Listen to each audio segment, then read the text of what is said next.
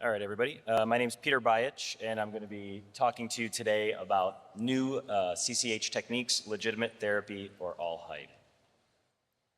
As far as disclosures relevant to this talk, I do have grant support, and I am a consultant for endopharmaceuticals. And during this talk, I will be discussing off-label use of CCH or Xiaflex.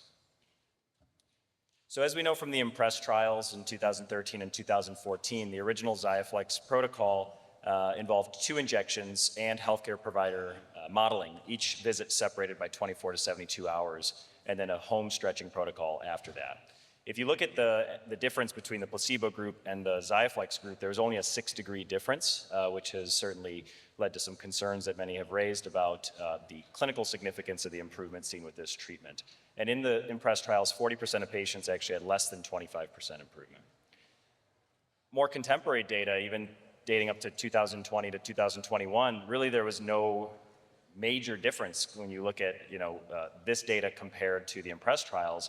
The average is about 19 degrees. And interestingly, in all of these studies, there were a lot of differences as far as how many injections were administered, whether or not traction was used, if they were given in the acute phase, if they were given to patients with indents and hourglasses. But really, there was no major difference in the improvement seen with the treatment. But there really weren't that many major differences from the original protocol as far as how those treatments were administered. This ultimately led to many practices over time discontinuing that 3rd visit and just having patients do the modeling at home. Some data that came out of Mayo Clinic back in 2019 that many of us are familiar with combined Xiaflex with Restorex penile traction therapy and demonstrated a pretty significant improvement to about 50% in patients who use specifically the Restorex traction device along with the Xiaflex. So that indicated that traction therapy, particularly the newer generation traction therapy, seemed to be important and something that should be included. Talking for a moment about post-Xiaflex fractures, there was some literature that came out that perhaps these should be managed conservatively, and I think that's the practice that pretty much everybody has nowadays. Interestingly, the patients presented in this study in 2022, there's actually no difference in erectile function amongst patients who had a fracture versus who didn't, but they did see that there was actually a better improvement in curvature in patients who did experience a fracture after Xiaflex. So that suggested perhaps that these types of fractures, which certainly I think are different than your traditional penile fracture, may actually be therapeutic in a way and are likely that tethering scar tissue releasing. Study in 2023 from Trost's group further emphasized the importance of creating an artificial erection with each cycle because the point of maximum curvature moves. So in this series, 56% of patients, if you recreate that erection with each cycle, there's actually a greater than 1 centimeter difference in where the point of maximum curvature is. So if you're using a very small amount of injection, it makes sense that you really want to concentrate it at the part of the penis where you're going to get the most bang for your buck. PDE5 inhibitors were also explored as an adjuvant to Xiaflex therapy by Kochi et al., who demonstrated nicely that patients who took sildenafil while going through Xiaflex had a statistically significantly better improvement in penile curvature than those who did not.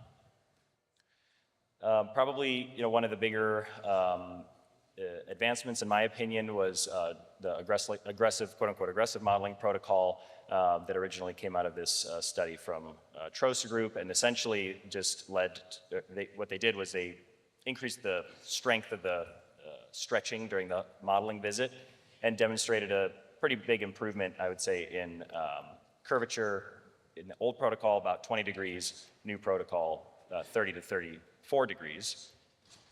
And a number of other publications from that group have come out in recent years and really seem to be, out of what's published, the most promising results as far as curvature change and change in degrees of curvature.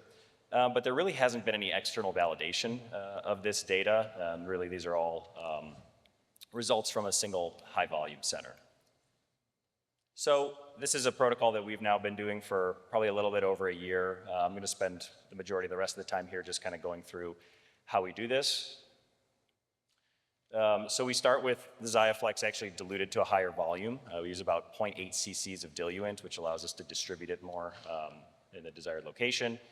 We use a ring block or a penile block of 10 to 20 cc's. We do create an artificial erection just with the first visit of each cycle and inject erect.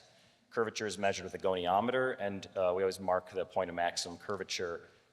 And importantly, if the patient has very lax penile skin, that you have to be kind of careful to make sure you pull the skin back so when you mark it, you're actually going to be getting it in that same spot.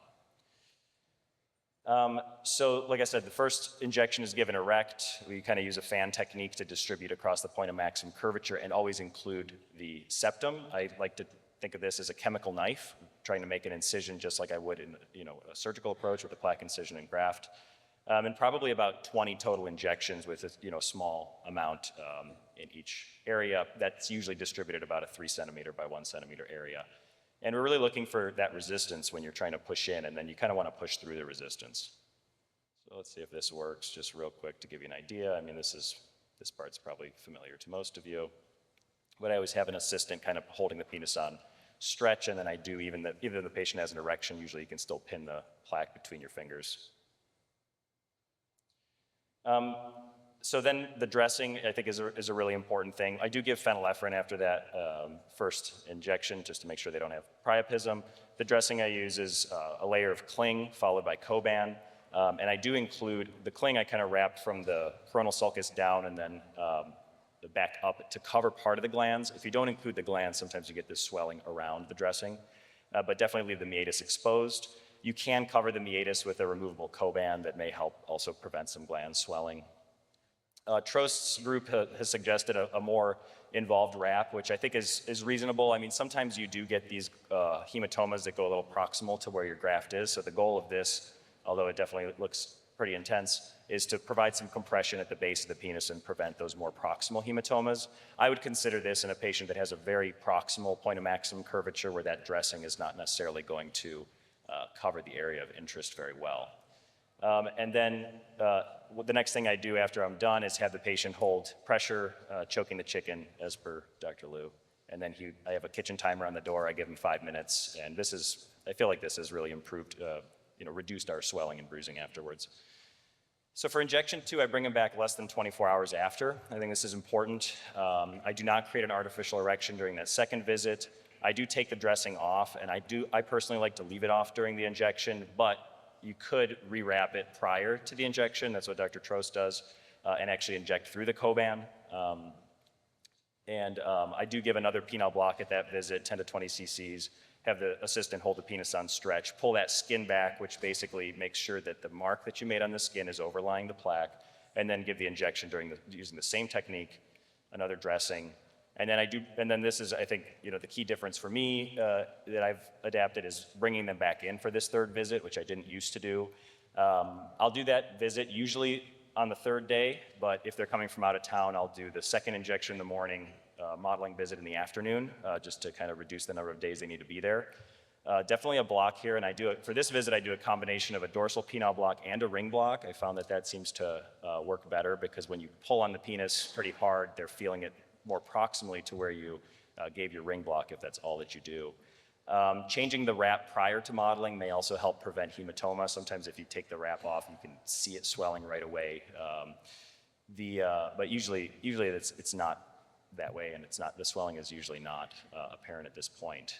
And then the big difference, I'd say, is like the amount of stretch that I'm doing is more. A firm pull forward is kind of the main thing, and I'm really trying to get a pop or a controlled fracture. And I would say that I get a pop about 60% of the time probably, and those patients definitely do seem to do better. And then I'll basically stretch the penis forward 30 seconds, stretch the penis in the direction opposite the curvature 30 seconds, probably about 4 to 5 pounds of force. And then if this is somebody who's already failed a full treatment of Xiaflex and for whatever reason they didn't feel like the protocol that was used was aligned with what their goals were, we might consider trying it again. And I've had patients, even with a single cycle, giving a little bit more force in those cases, be satisfied enough to be done with treatment. And then afterwards, importantly, once again, holding that pressure for 5 minutes. Just to give you an idea of the amount of stretch that I do here, so that's kind of the degree of forward stretching that I do, and then the counterbend. Afterwards, I think the protocol, the dressing and aftercare is pretty important. minimum 2 to 3 days with that dressing. If they got a pop, I'm more conservative and leave it on even up to 5 days.